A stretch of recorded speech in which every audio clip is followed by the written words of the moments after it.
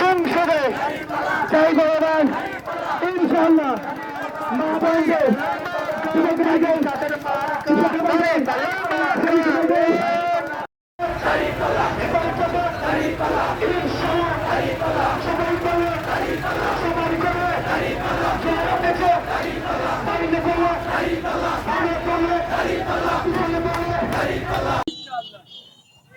তৌফিক আল্লাহর কাছে কামনা করছি। সম্মানিত বাঞ্ছারামপুরবাসী, আপনাদেরকে আগামী দিনে আজকে থেকে আমাদের প্রচারণা শুরু হলো।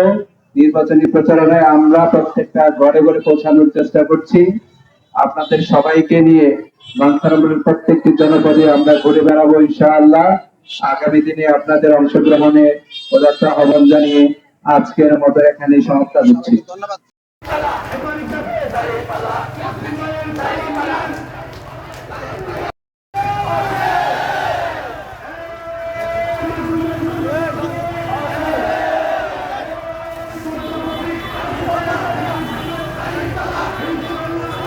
সম্মানিত বাঞ্ছারামপুরবাসী, আমরা বিগত 17.5 বছরে আমরা এদেশের মানুষের ন্যায্য অধিকারটুকু ফিরে পাই নাই।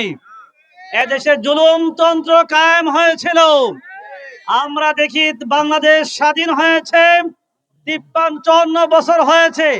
এর ভিতরে এদেশের মানুষ দুর্নীতি, চাঁদাবাজি, টেন্ডারবাজির কারণে মানুষ তার অধিকার থেকে বঞ্চিত হয়েছে। যদি বাংলাদেশের মানুষের ভাগ্যে তার অধিকার ফিরে দিতে হয়, সৎ নেতৃত্ব ছাড়া মানুষের অধিকার ফিরে দেওয়া যাবে না। বাংলাদেশের মানুষ চেয়েছিল একজন সৎ যোগ্য নেতা বিশ্বাস ছিল।